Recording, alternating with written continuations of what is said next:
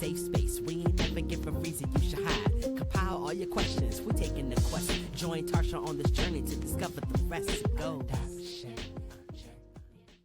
Welcome to the Adoption Journey Podcast. I am your host, Tarcia Smith, and welcome back. Y'all, we got somebody live in the studio. Before we get started, remember to go follow Black Adoptees Meetup on the IG page. Make sure you register to come and hang out with us in Chicago, and we have some other virtual events coming up too. So, I have Miss Morocca in the building. Hey, girl. Hey. So, you know how I roll, guys. You know I don't know a whole lot. So we're just going to dive right in. So tell me, how old were you when you found out you were adopted? I was 11 years old. 11. How did you find out at 11? Well, my adopted mother, she adopted 2 kids. So it was me and my brother, not my biological brother, but another child. And this was probably one of the times where we ran away because I would run away a lot. So we ran away this particular day, and she was mad. She was real mad. So the cops came and found us where we were, brought us back. And I remember like it was in, back in the day, we had a place called Timber Scan Apartments on Rio Grande. And we were standing on the towel on the foyer, and me and my brother were standing there, and she told us she was mad. And she was like, you was adopted and your mother was a prostitute and you was adopted. And she adopted both of us. We never knew it. And that's how she told us. That's how you found out. And your mama was this and you was, Okay, back up. Hold on. Okay. Number one, were you adopted, same race, are you the same race as your my biological mother is Black. Okay. And my adopted family is Black. Okay. But I am mixed. Okay. From what I've been told. Okay. So I was told my father is white. Okay. Second, why were y'all running away all the time? What y'all was doing? Abuse. She was very abusive. Very, very abusive. Okay. So, yeah. So, abuse. Physical abuse. A lot of physical abuse with her. Oof. Okay. So, talk about, you just told me you had abuse. Mm-hmm. Outside of the abuse, what was your childhood like?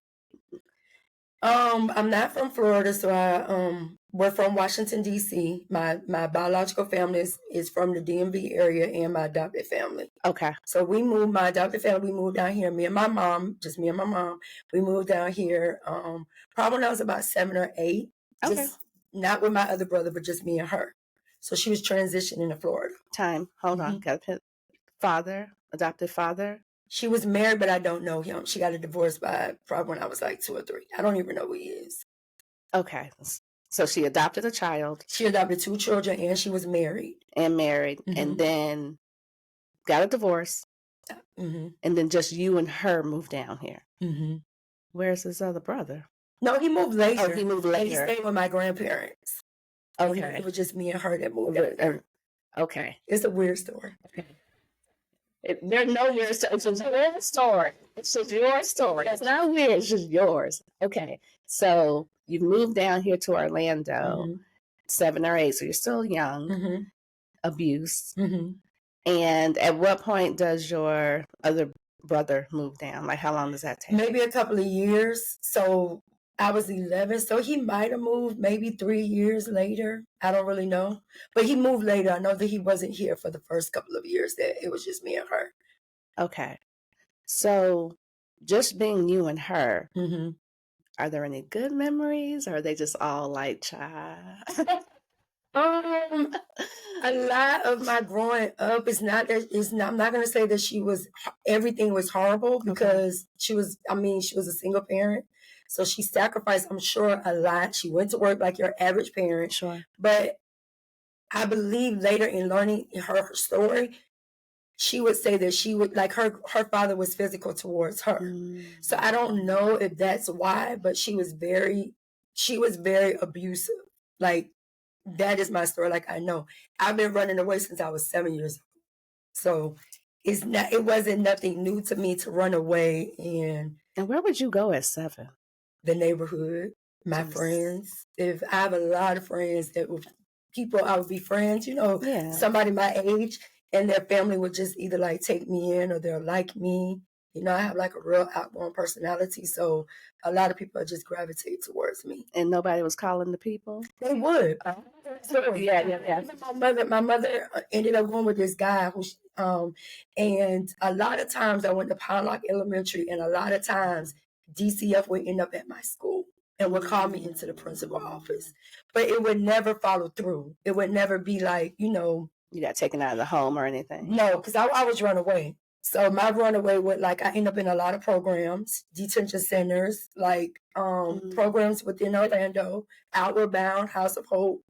So up until the age of probably 15, when I landed in House of Hope, that was probably like when I stopped running away because I was able to stay there. You can live there. So I stayed there for like probably about a year. Okay, we gonna get there. Today, out of frustration, she's like, she's living. What a way to find out, though. And I think this day in particular, how me and my brother ran away, we ran upstairs. I don't really know what made her mad or what we were going to do, but we just didn't want to get hit. That was basically, we didn't want to get hit. Mm-hmm. We ran upstairs and two-story, we're upstairs. We tied sheets together. Sheets in my room. Girl, y'all in the whole movie. We tied sheets together, put them up under the bed to like put some weight so that the sheet wouldn't, you know, give. Yeah. So I think this was like, y'all did all of this and now police know it. She was mad. So we jumped down from the two-story, and I'm short. I'm always been short. And when I jumped down from the two-story, like the sheet is still far. Like I'm still like, and I hit that ground and we just ran. We just took off. That's a whole movie. Yeah. That's something out of a movie. Like, that's playing out in my mind. And so she says all this stuff to you in that moment, because now both of you are finding out both of us this way. And you have two different families. But your mom was a prostitute, is what she said. That's what she said. How do you feel? You remember how you felt in that moment? That's a lot of information at 11. I think I was so worried about my brother because he was more in disbelief. But it's kind of like when I grew up, I was always asked, even with her in stores, are you mixed? Who's your mom? Who's your dad? What do you mix with? I always got that question. So sometimes it's like me being with a whole Black family, you know, like, and you're the light-skinned, green-eyed person, you know. I don't know. I'm not going to say I wasn't surprised, but I wasn't. It didn't woo me like it did him. He was more hurt. Yeah. Me, I kind of was like, I think I left and I called my granddaddy because I would always say, oh, I get my eyes from my granddaddy. Oh, I get my complexion from my because he was the only light-skinned, you know, person that I can kind of figure out. This makes sense. Yeah. So I don't think I don't know. I don't really, I was worried about him because he was devastated. I wonder if she had planned on even saying anything, being that you were already 11, right? Because they say you should tell us at least by 5. Mm-hmm. Really? Yeah. And of course, age appropriate type of language, but at least by 5. So being that you was 11, and how old was he? He's 12. 12. So you right around. Yeah, she probably hadn't planned on saying nothing ever, but on this day. Oh yeah, she was mad because they used to have a house. I want to say her name was Kat Cadigan, and it was on Ivy Lane in foster. She was a foster mom, and if you were a runaway, I remember us staying at that house for a day. So we stayed there, and then the police brought us back like within 24 hours. So from Rio Grande to Ivy Lane, because you said you were in the Rio Grande area, that's a good little.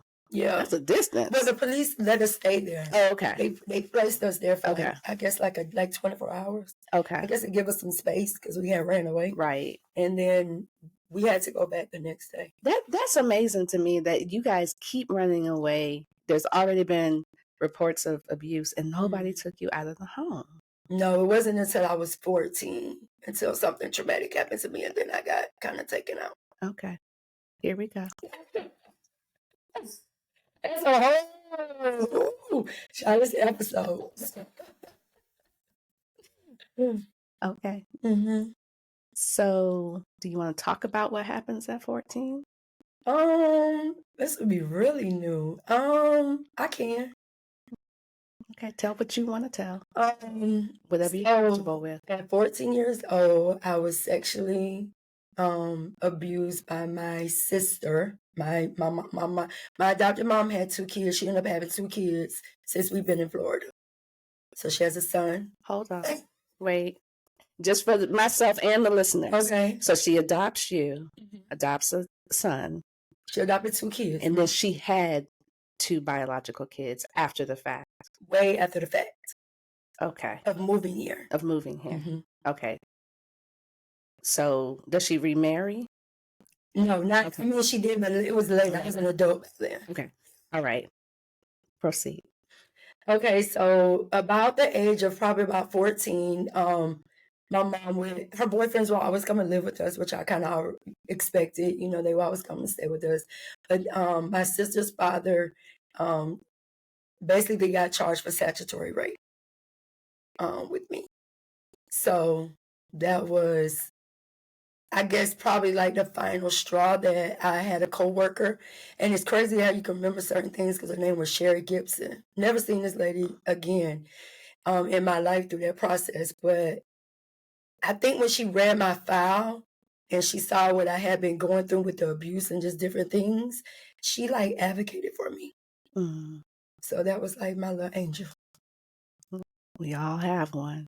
We all have one. So it was her boyfriend that It was her boyfriend, which she has a child by him, which is my sister. Him. It was him. Okay. So it was your adopted sister's father. Mm-hmm. So do you tell, like, how do you end up at the home? My mom used to work for a company where she would work 12-hour shifts, and she would be at work normally like 6 at night to 6 in the morning or something like that. So apparently, I can't remember a lot of details. I just know that my mom got off work early. Didn't know she was getting off work early. She got off work early. In between time, there had been signs that stuff had been going on, which I felt like as a parent, this is my belief and neighbors' belief, that she knew that there were inappropriate things going on. So did she know altogether? I can't say that. But I do feel as a parent, you knew that there was something that was inappropriate going on. So she came home from work and he happened to be, I was asleep in my room. He was in my bed asleep. And then she comes home. She comes home. And what happens? She called the police. Okay. She called the police. Okay. And then they took you out of the home. They took me out of home, took him to jail, had to go through the whole trial, like a whole thing. Did they take the other kids out of the home too? I don't think, no. Okay. They never got rid. Just you. Yeah. And my sister at the time was probably 2 or 3. I don't know. She was a little girl. She was a little girl, so she was really little. Too little to remember. She doesn't remember that. So, at 14, you're having to go through a whole trial. That's a lot. But he pleaded. Okay. He pleaded, so I didn't have to go through a lot, but I did go through. Sure. And now you're at the House of Hope? I went to some kind of way when they took me out of the home, I ended up, or I don't know how I ended up in detention center. I don't know if they placed me there, if I did something, like I don't know, because I would always kind of go in and out of detention center, because that was my safe haven. And it was funny because when I would go back to court, not for this incident, but I always remember the judge would be like, well, if I send you home, and I'm like, if you send me home, I'm going to run away again. That was my stance. I had an attitude. You send me home, I'm going to run away again. So it sounds crazy. No, it doesn't. But the detention center, the different homes, I was protected. Like nobody wasn't beating me, nobody was touching me. Right. I'm good. Right. It's detention center. Yeah. So at this time, that counselor, she came to the detention center and she told me that she found a place for me. And I was like, a place? She was like, you don't have to run again. I have this program that I think that you can go to. But one of the keys is that they had to accept you there because I believe they took donations. Okay. So it wasn't like a program where a lot of people had, like, it was like, what would you call, like, court ordered? Okay. A lot of people who were there their families were giving donations or paying for their Sure. children to be there. And there was a program where you can live. So she signed me out. I don't know how this lady did it, but some kind of way I had to have an interview at the program with the owner. Her name is Sarah. And she was like, just go in there and be yourself. And I'm like, oh my God, I'm gonna tell this lady. Me thinking, I'm like, I just want to come stay here. So I had an interview at House of Hope. The counselor signed me out. She gave me some clothes to put on. Went to the interview, and there was only one bed. It was only one spot. And I was like, how am I going to get in? I don't have no money. My mom not going to pay for me to go here. And I did that interview, and she signed me back back into the detention center. And then I got a phone. I don't know how long it was, but shortly after, I got a phone call saying that they wanted me to come there, that they would accept me. Wow. And she apologized. She was like one of the only person that probably really apologized for the abuse, for no one stepping in for me and realizing the things that I had been doing in life was really to get someone's attention. Sure. Now, I'm glad you said that because I was going to ask, are you still going to school during all this? No. Okay, because I was wondering about the I'm out of teachers. school. Okay. So if I would go to a program, of course, they had homeschool there. Okay. So at House of Hope, it was a Christian environment, but you went to school, you did everything with House of Hope. Okay. But this was a program where you could graduate and you could live there as a teenager or an adult. So some of the girls who were 18 for different reasons, they would end up working there. They would end up, you would graduate to different levels. And then if you got on, just say level C, then you were able to go to public school. But this was probably for people who are not going to go back into their home environment. Okay. So they would end up working there as they got older. So the time now you're there and you're living there, Mm-hmm. Do you have any contact with your family? Once you get to a certain level, they work on counseling. Okay. So you have counselors there. You get a big sister, which I just became a big sister. I'm so happy with the Big Brother Big Sister program. But you get a big sister through that program, and then you start back counseling because their mission is to, help for you to go back. Hopefully you will go back. Hopefully you will go back. Yeah, hopefully. Now, in this process, can you remember anybody happen to mention the fact that you are adopted? What do you mean? So, did anyone take that into consideration? She's got all this going on, and she's an adoptee, or was it just she got all this going on? Because that's a piece of it, probably. I don't know if behind the scenes, if it ever came up. I know as a child growing up after the fact, to me, it made sense oh, I'm not your child. That's why you're doing this to me. Because I would see the difference later on in life with her children. Wow. So different. Even to this day, it's just different. Okay. It's just the treatment. Me and my adopted brother, we've always said that. The treatment has always been different. Always. Now, what about your adopted sisters, now that they're older now? But she has a son and a son and a daughter. Mm-hmm. Okay. Do they see the difference? I don't think that they could ever really see the difference back then because they were so much younger than us, and I was in and out of the home so much of running away. So the abuse that I really went through, I don't think they know about it. The physical abuse. They're gonna know now. Yeah. They know about the stories, but I don't think they really know the extent of what's going on. Being locked in the closet, not having food, using food as punishment. Me and my adopted brother, if she liked you today and she didn't like the other person, we're gonna look out for each other to make sure you get something to eat. They don't know that. They weren't there for that. So that was, I don't think they know the extent of that. Wow. I'm sure I just gotta know something because you were in and out of the home. Yeah, and was your brother also in and out of the home as well? He was. A lot of times he would be, I don't know if my brother would run away as much, but he was more violent. He had a lot of other stuff. And he would go into other programs as well. Yeah. So you mentioned a grandfather a little bit ago. And this is your mother's father. That's the only family I really knew growing up was my adopted family. That's my mama. That's all I know. Huh. I mean, I've met my biological family now, but No, I'm not talking about. No, we ain't there yet. Oh, we ain't there. No, but your adopted.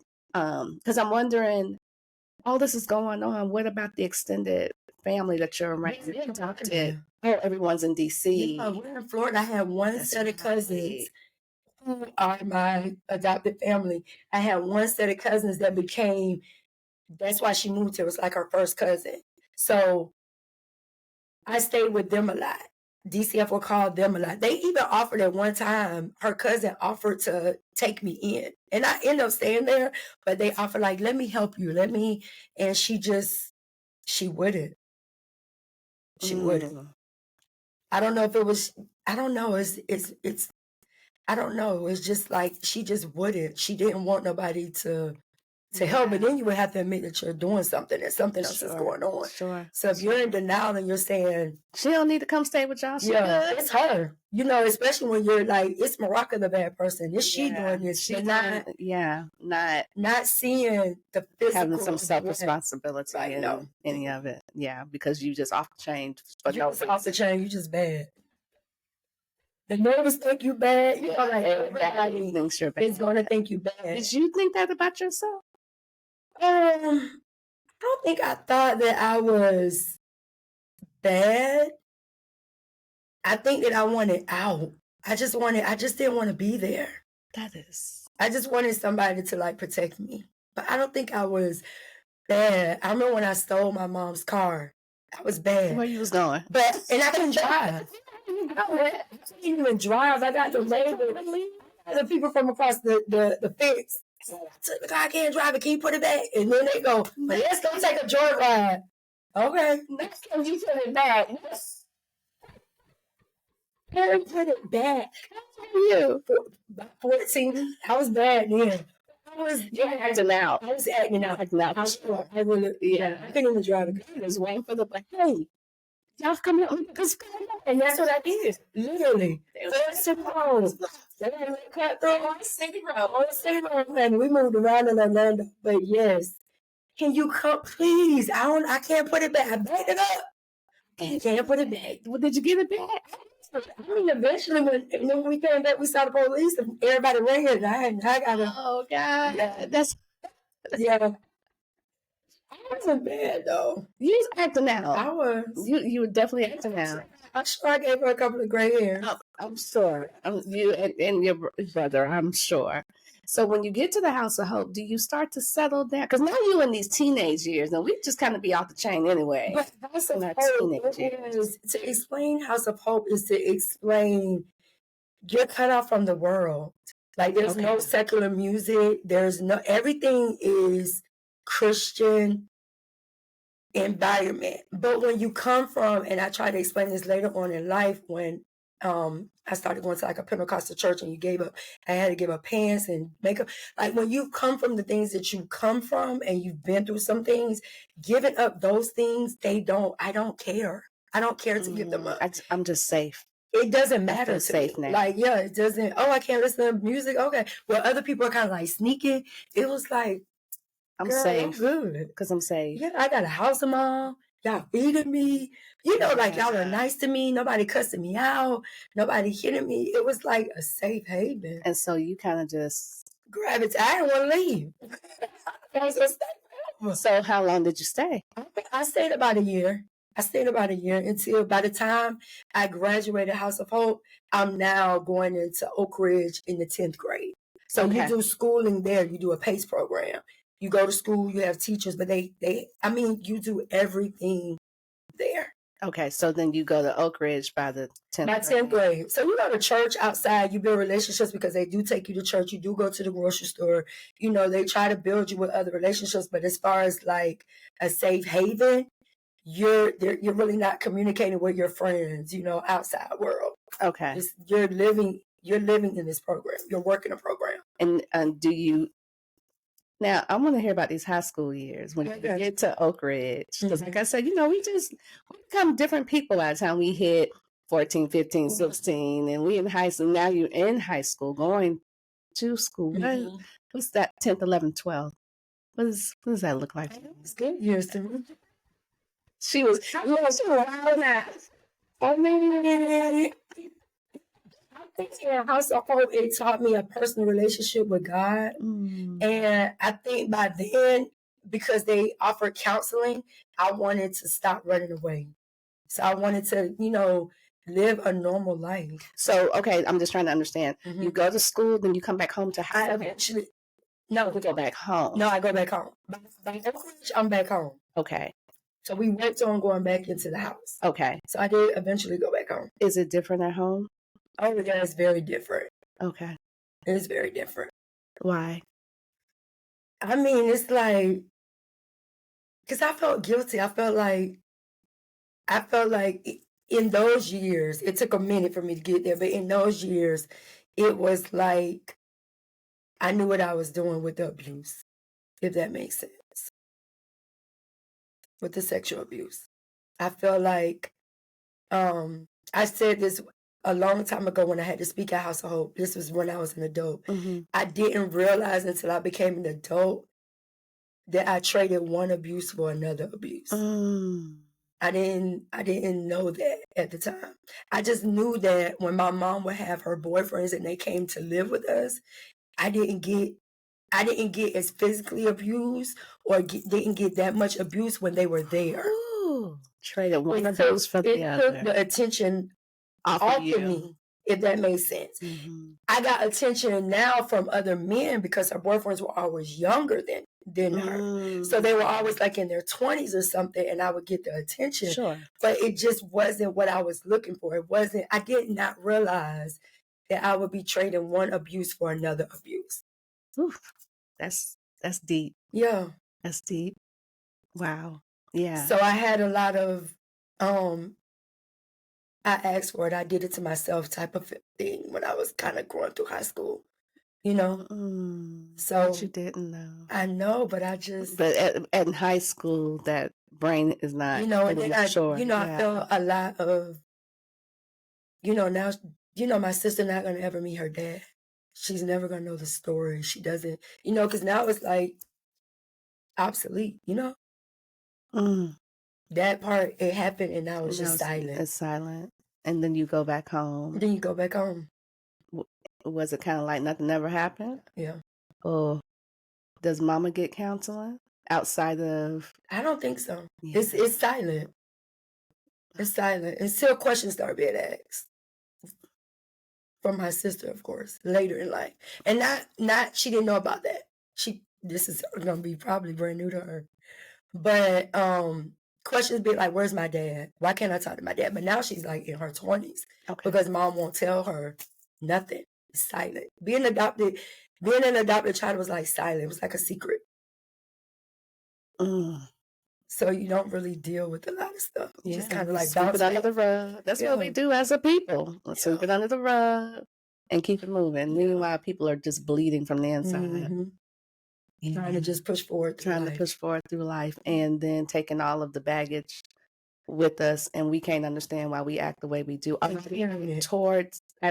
we act out sometimes towards other people, because we got all this residual on us that we haven't gone to take care of, like the self-healing, like look in the mirror, peel the layers back. That's hard though. Yeah. People have a hard time with that, but it's so freeing when you get there, and you mask it. You cover it up. With all kinds of stuff. Okay, so you're in high school. It's silent. You're just going through the years. You a pioneer. Okay.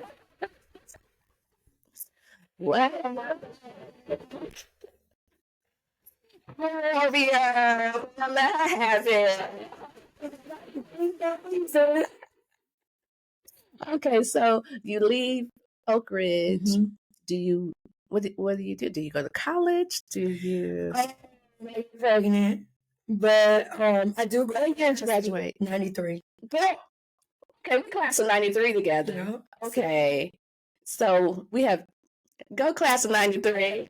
We're living our 50s life over here. And we are. Okay, we have that in common. Okay, so You get pregnant. I did too. Mm-hmm. At 19. So I got pregnant my senior year. So I leave and I go to beta because I'm like, girl, that's because we had all that. Yeah. Okay. I'm back. Yeah. I finished out my senior year pretty much like at Beta High School and in the PACE program. And, Okay. But thank God I did graduate. Okay. So you graduate and now you become a mom. And that's when that's when I want to know who I am. Really. That really, and I had the same type of thing because I grew up knowing I was adopted too. But when I had my baby, and it was, for me, it was medical reasons. Curious, like, where do I come from? Where are the people? But then I have this little baby. Medical. So walk me through that. That's the I think when I got pregnant, not knowing anything, and even now going to the doctor and they do the medical history, that's like the most, I'm adopted. Like that's just my response. Like, I'm adopted. Don't ask me. Don't ask me. It's just like I'm adopted. But once I got pregnant, and I'm just like, I'm scared. Like, what does the medical history look like? Like, I really wanted to know. So walk me through that process of you beginning to try to find out my parents, find my mom. So I did all of this in Florida. Okay. But you're not born. I'm not born here. Okay. My family does not live here. Okay. In Florida. I started writing Oprah when I was young, got a response with, obviously I didn't make it Oprah. But I just started writing, and then I think at one time I wanted to hire an investigator. And I'm so glad that he was honest with me and did not take my money. And he told me, he said, you first need to know, because my mom, we don't talk about it in my house. So to ask her any questions, So he said the first thing, he said, no, I'm sorry, hello. What she told you was that lady was a prostitute, DN? Okay, I'm back. It wasn't talked about. Wow. Okay. No questions. No. When you tried, shut down. Okay. Sad. Now she want to jump off the bridge. Now she want to jump off the bridge because you asking about. Now she want to tie some sheets together. Yeah. So it just was hush. Went away. Oh gosh. Yeah. Okay. You where was I? You were writing like I was writing. So I got in touch with some private eye. There was going to be a fee, and he was like, "Listen, I don't want to take your money, and I can't help you. You have to know where were you adopted from." And I was like, well, he was like, you just need to find that out. Yeah, your adopted family is from Washington, D.C. I didn't think, DMV, Maryland, Virginia, we're so close. Right. But as a child, you don't think that. You don't know that. Yeah. So he was like, you need to find out where was your adoption finalized. Baby, when he told me that, honey, I started asking questions, and she would shut it down. I'm like, well, where? Child, I got a birth certificate. I started calling courthouse. Okay, hold on. Okay, let's talk about your birth certificate. Okay. Is it? No, my name has changed. So, my birth certificate. So you have both of your birth certificates? No, I don't have both. Okay. But my birth certificate fits my adopted family. Right. As it does when you get adopted. So that original birth certificate. I don't have that, but so let's go back to the process. So when I go through the courthouse, I started calling Virginia, Alexandria, Washington, and I got connected to some lady who works at the courthouse. Thank God I don't know your name, because if I did, I probably would.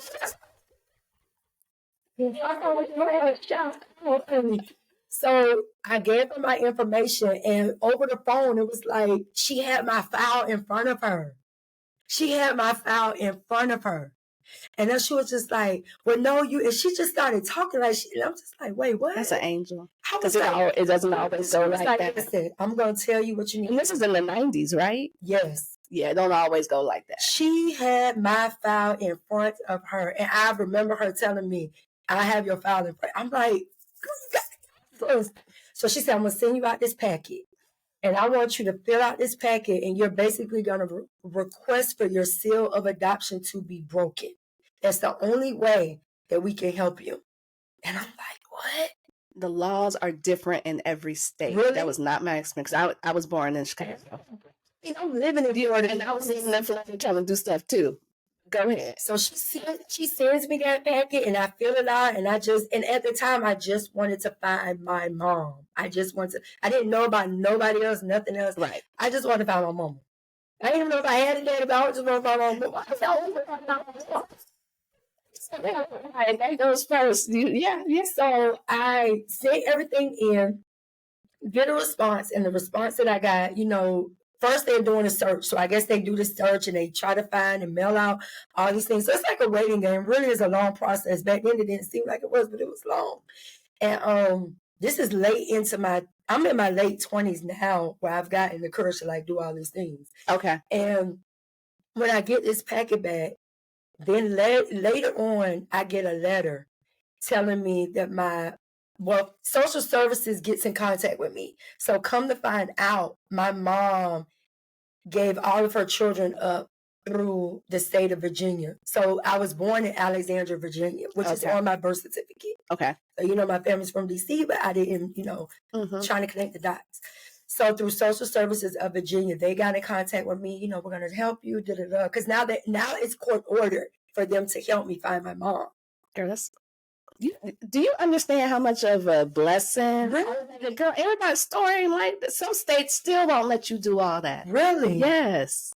Well, girl, keep going. That judge, so they gave me a letter, and they basically told me that my mom had passed. Okay. In 1994. Remember, I had my baby in 93. 93. And that's when it was like brutally, like, oh, I want to know my mom. Like, I need to know. And to get that information that she passed in 94, it was like, dang, I ain't gonna know nothing. So once they gave me that information, something in me said, I want to know her name. I already knew what I was doing. I have an uncle on my remember I told you I only know my adopted side. Right. I have an uncle that's a mortician. And I wanted to know I'm like, what am I gonna do? I wrote the judge. Can I please know my mama's name? I didn't know they was gonna give it to me. But what can I do with a woman who is deceased name? That's how I presented it to him. Like, what can I do with it? I want to know my mama's name. And they gave it to you. They gave it to me. Valerie Burke gave it to me.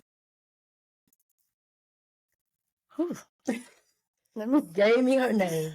Do you know how she passed away? Drugs. I'm not gonna say drugs. She passed away of HIV. Okay.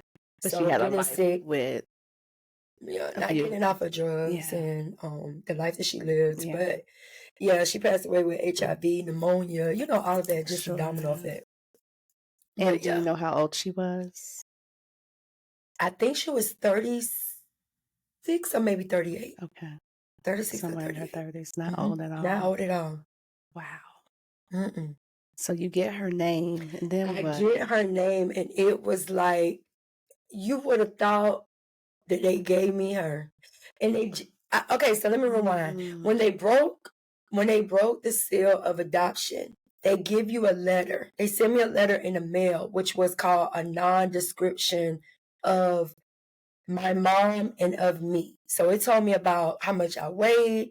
I was born addicted to drugs, how long I stayed in the hospital. It was like your mom was 5. Like, to read it, it felt like, dang, I'm a mini Valerie.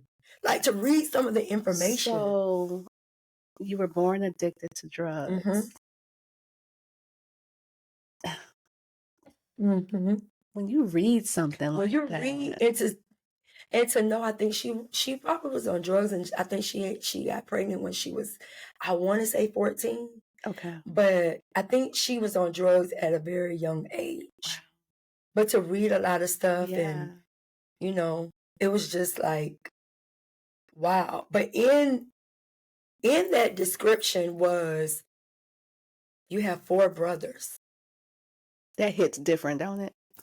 In that, something about those siblings hits different. Was, your mother had 2 boys before you and 2 boys, and I was the middle child. Older. 2 boys before me and 2 after me. Okay. So to get the name, baby, I was on a mission. I know what that mission feels like. To get the name, okay, I'm looking for my brother. Okay, here we go. So, still in the 90s. Like, and I say that because when I found my maternal side in 2012, and I just found my paternal side last year, I had the internet. So think about it, and that's what I'm trying to visualize. Not having the internet. Right. Calling people phones. I'm talking about calling and talking, making connections with people that you don't even know. Right. Over the phone. Asking them questions. And hoping they don't hang up. Honey, you don't even know I can visualize this because, and I did the same age, so I get it. I'm still living here. I never went to Washington to do any of this. So how do you get their name, or do you get their name? So eventually, what comes into play is being that my mom was deceased. When they told me that I had 4 brothers, the social services now is still working with me. So their stance were, your 2 older brothers were adopted. You will never be able to find them unless they do a search for you. Which I wouldn't even know today. Right. So, yeah. So in my mind, they were like, you're never going to meet your older brothers. But because your younger brothers never got adopted, we now can locate your younger brothers and try to connect you guys. Because they grew up in foster care, in and out. But they knew my mom. So, yeah. I know. Okay. So, no, it's not. Keep on. So who you find first? So, okay, so let's rewind. So to get my mother's name, and my plan was, if you give me my mama's name, I'm going to track her body down. So tracking her body down is going to help me, because them trying to help me find my brothers, it was like I was never going to find my younger brothers. It was like, y'all ain't moving fast enough. Like, why I don't, and because they grew up in and out of the foster home, they were in and out of, not gonna say the streets, but they were moving a lot. They were, now they're adults. So I didn't know, nobody knew where they were. So I called my uncle and I told him. That's a mortician. That's a mortician. Still in the DMV area? Okay. Mortician in the DMV area. Okay. And I mean, now my family, of course, people knew that I was adopted, but I didn't know, it was like a hush. So I got in contact with him. My mother has never heard this story. If she ever hear the story, Lord Jesus. Because this is her. This is your story. This is my grandfather's son. Okay. My mom is the only child for my grandparents. But my grandfather he had 4 boys, if I'm not mistaken. Okay. So I contacted my uncle and I'm like, listen, I tell him the story and I'm like, do you think you can help me track my mom's body down? And he helped me. Ooh. He was like, give me her name. Ooh. And when I gave him the name, I started calling the people of the cemetery. Because basically that's who he's connecting me to, the cemetery, which the cemetery people are connecting me to the funeral home. So I'm talking on the phone in Florida, calling all these people, connecting. Do you know? Listen, I get to a funeral home on the phone talking to this young man, and I'm like, do you remember a lady named Valerie Burt? He said, Ruth, the man that told me my grandma's name. Oh. Ruth May's daughter. Ruth May? You mean Ruth May on Route 1? What? Wow. And you were like, yes.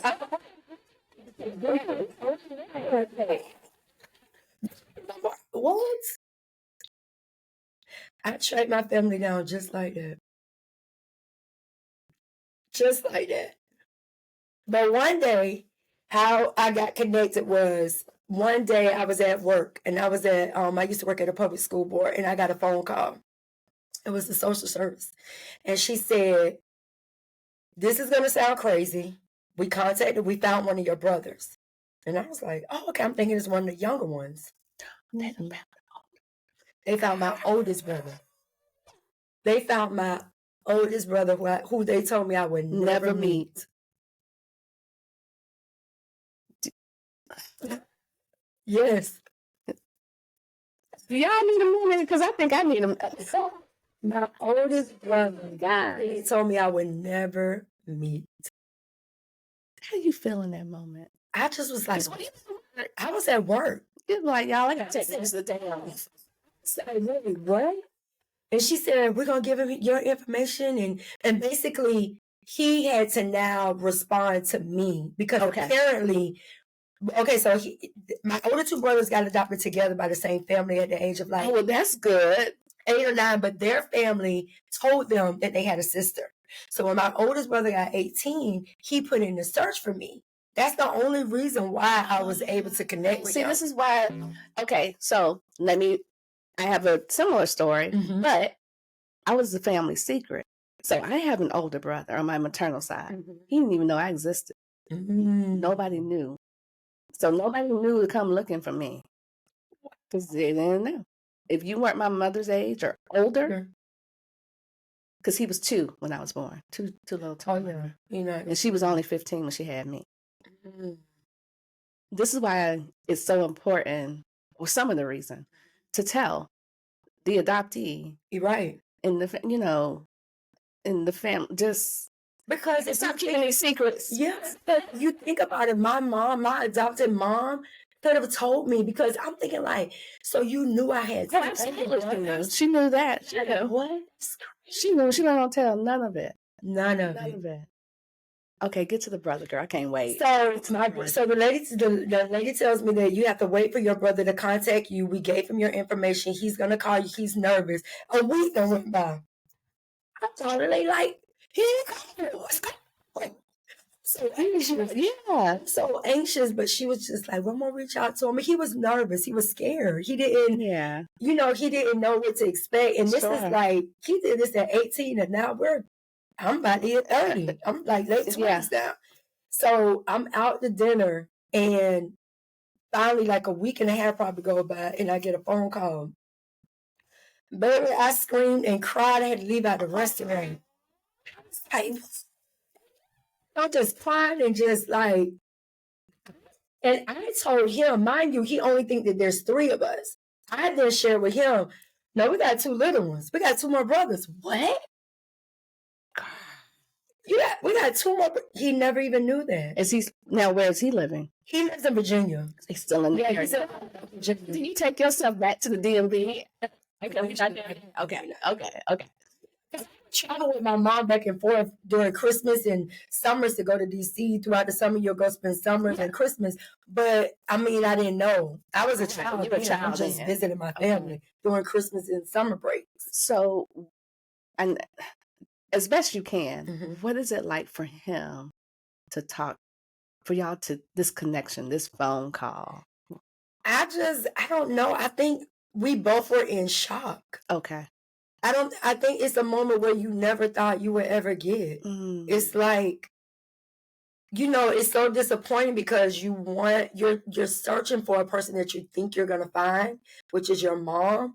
And then to get connected with someone that can't get any closer than your mom is the siblings. It's like, okay, it's like you gave me my mama, but you didn't give me my mama. Like I have a piece of her still. Sure. So I don't know. For me, it was just, we both were in shock. So what about the other brother? I found the other brothers after. No, not the baby brother, the one that was adopted. Of course, we connected. We connected. Okay. Still talking on the phone. And then I took my oldest brother through the process of going to the funeral home, to my grandma's house. He went to my grandma's house. I'm having him, encouraging him, like, hey, I got the address. I'm just private auto. I was scared. Like, I hadn't even met my brother and he's doing this. And I'm like, no, I got the address. I got this. And he was like, wait, what? And he's so funny to talk to my brother. He's standing like, okay. My first question, do you and your 2 older brothers, do y'all have the same father? No. Okay. The second one, do you look like them? Do you find your genetic? Yeah. A picture of my mom too. When I see my mom is dark skinned. Okay. But I feel like I'm a lighter version of my mom. Oh. Like her features, her nose, her chin. Okay. I feel like I see the resemblance. And it's still my family always say, you look like Valerie. Even my younger brothers, they'll say, you stand like her. Like, your attitude, your just how I am. It's her. It's her. It's just weird. But to look like my brothers, I don't think I necessarily look like them as much. Because a lot of when we hang out and we're in the malls and I have a little flirtish younger brother like to flirt with everybody. People tell me look like, yeah, that's your girlfriend. And I'm like, no, I'm sorry, that's my brother. Because he's just so, he likes to talk. Yeah. And, people looking like, they thinking that's my man. Right. But no, I don't think we necessarily look like, we probably have features alike, but. Okay. So he go to your grandma's house? He goes to he gets scared because he's like, this is the hood. What are you doing? 7 people. Like, he said, Morocco, I don't know what he's for. It's church, Netflix calling me, no for real. Netflix for real. Like, this is over the phone. He was like, okay, I'm going to do it. So I'm early 2000s right now, right? Okay. I'm going to do it. Morocco, but he gets scared. So he's like, I want to get something to eat. You got me going. I don't know where I'm going. It's like that. So he goes, get something. I'm like, Joe. He's like, I'm going to go to the address. And my grandma still lives in the same apartment that we found her. She still lives there. And I call her Granny. My Granny. She's my Granny. Not my Granny. But she's my Granny. Granny. She don't listen. My Granny. I'm like, okay, you better call me in 15 minutes. Like, now I'm scared because he's scared. And now I got him going somewhere where I don't know where he going.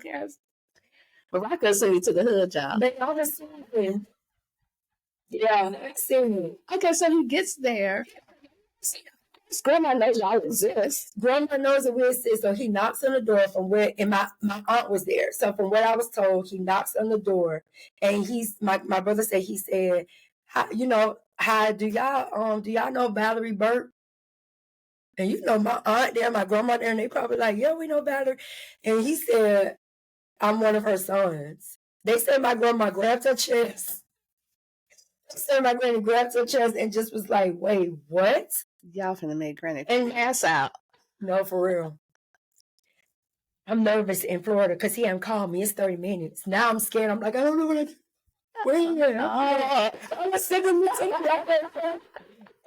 he called me. I'm like, why don't you take that long to call me? I'm all the way in Florida. And I'm just like, and he's in the apartment with our Granny. With Granny and one of my aunts. Wow. And they were in this. I know. Because do you know if they had a closed adoption? Like, no information like these? The old one? Yeah.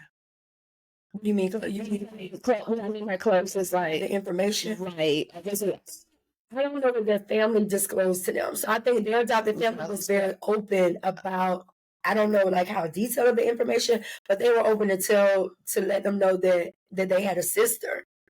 So I don't really. So that's because I knew I had a brother, but that's still like non-identifying information. Okay. So he calls you, and so they're like, hey, I got Morocco on the phone. What was your original name? Nija. Who told you that? I want to say maybe through the courthouse. Okay. They may have told me. So she changed your name from Nija to Morocco. Well, no. Okay, so one of my aunts got on the phone, and she then just like, it made me feel like somebody was looking for me too, or they remembered me. So my aunt got on the phone. She was like, I named you Morocco. And your birthday, August the 4th, I remember when you was born. I was like, oh, y'all. Wow. Y'all mixed me up. Y'all do remember I exist? Like it was like. So my adopted mom put Morocco as my first name. Morocco was my middle name. So it was Nija Morocco.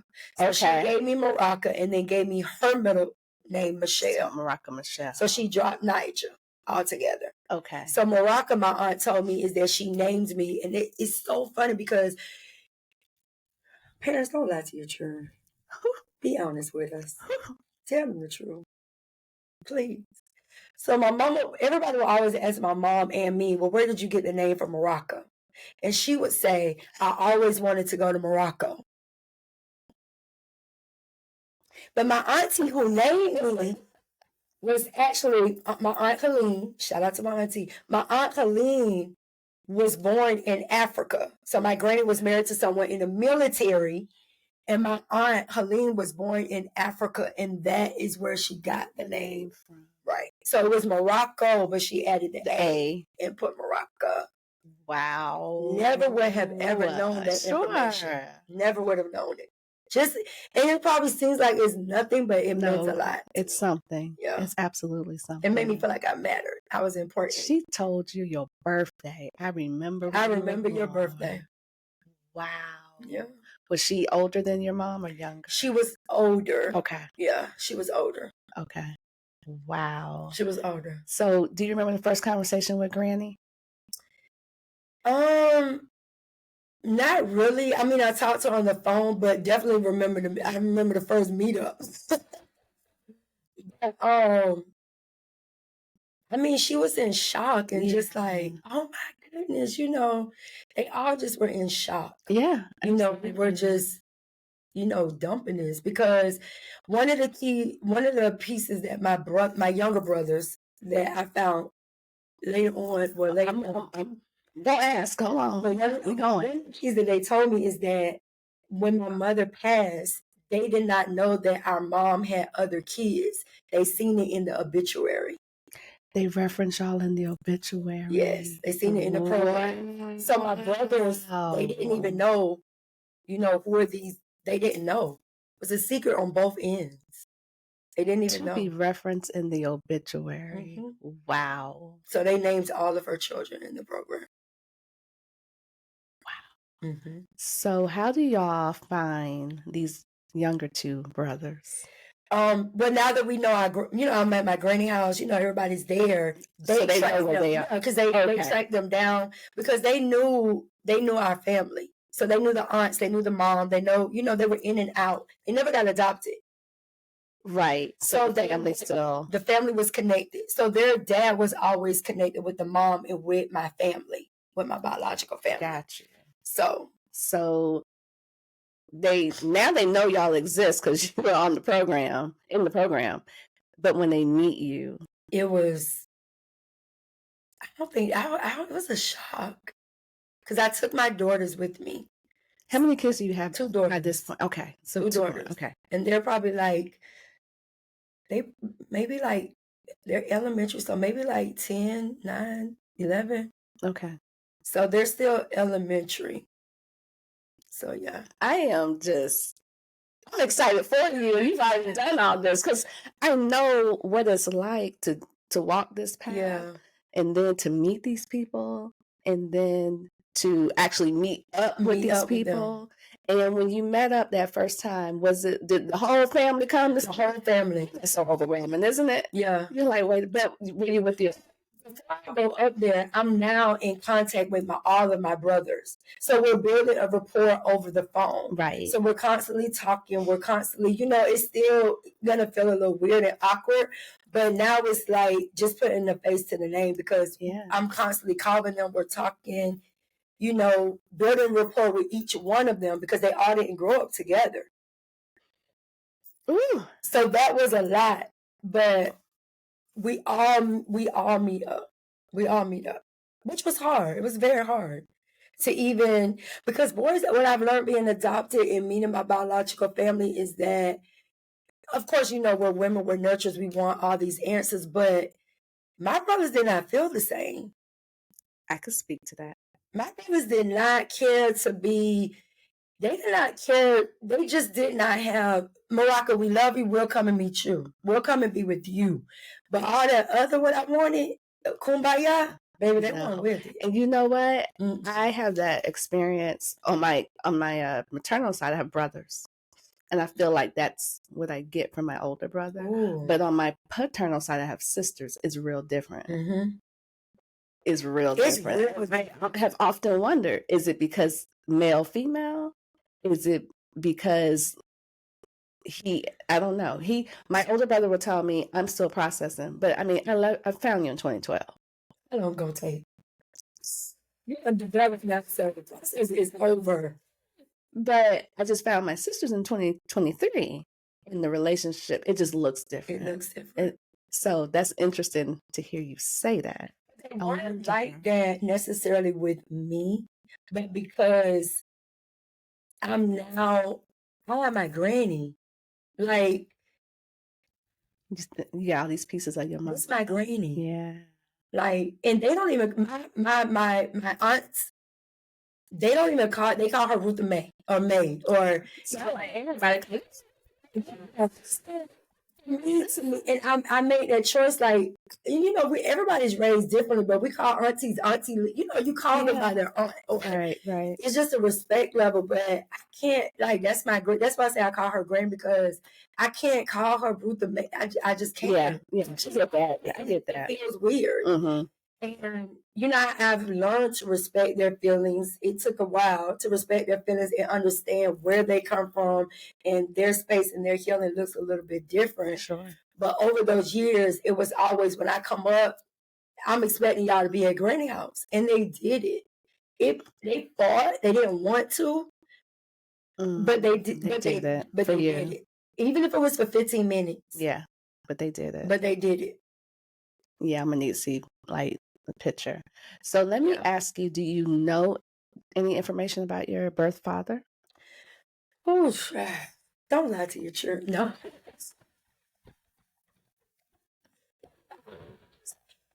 To be honest with you, I don't. Sometimes the only thing you can really take away is what's in black and white, because you know, the kind of like the black and white, what you're reading is probably the most truth that you'll probably get in some situations. But the only thing that my mom put is that he was white. She didn't put nothing. So again, our story is parallel, because the only thing that was on mine was that he was 17.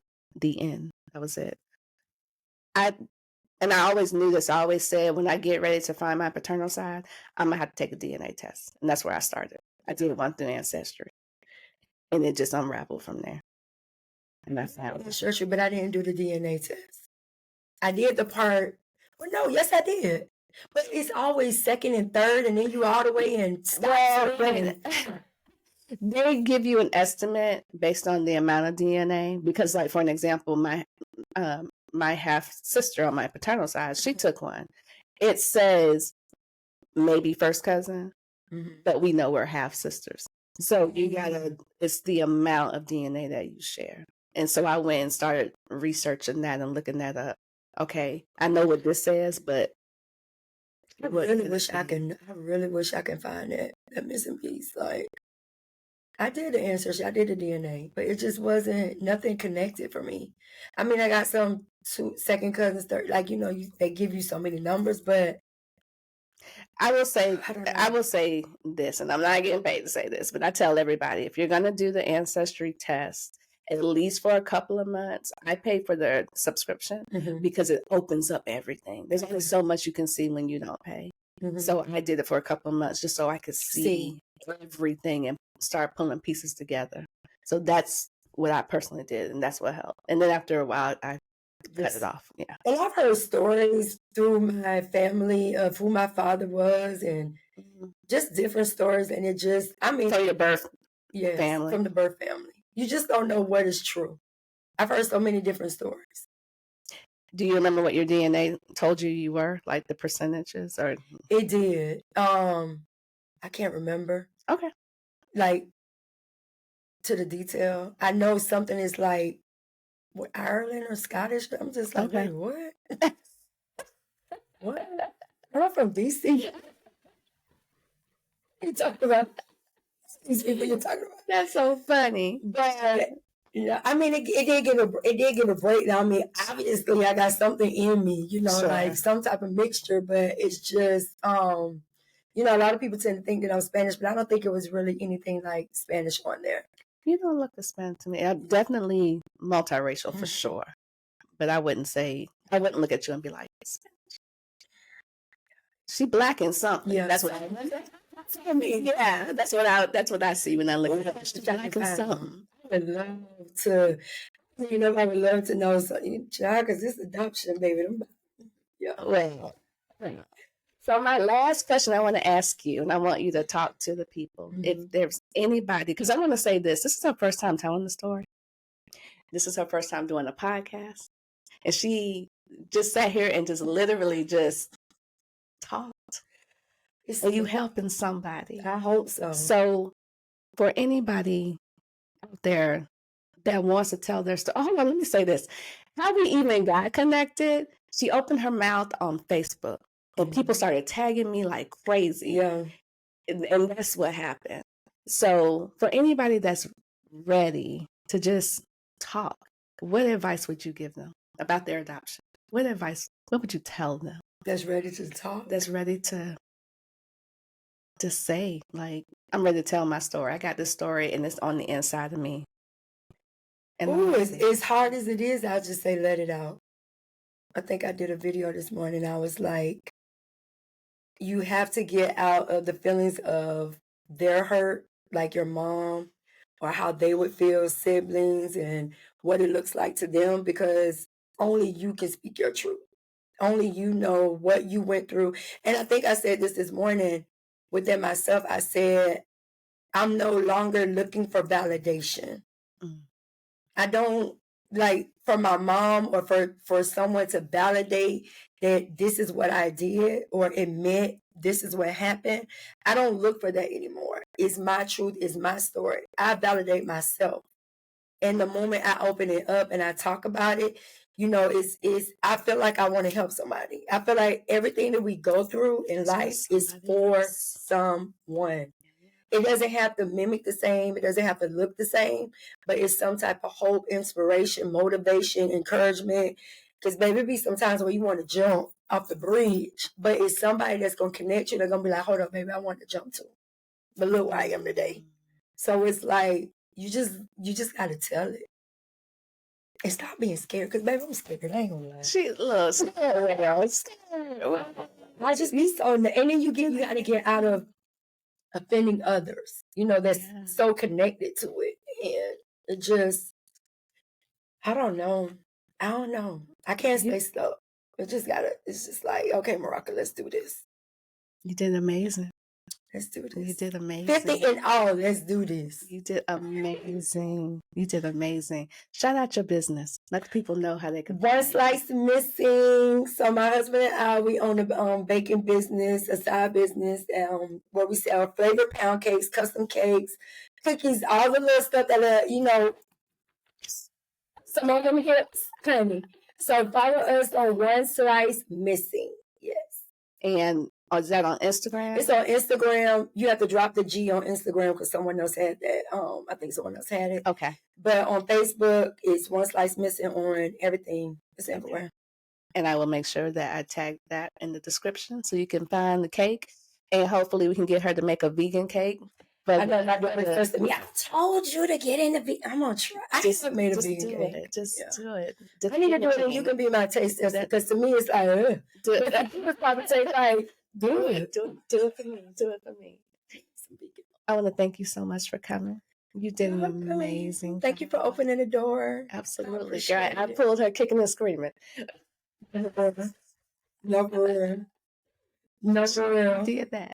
And on that note, bye, family. Bye. Journey on. You need a pie with the good? Oh yeah, with the one.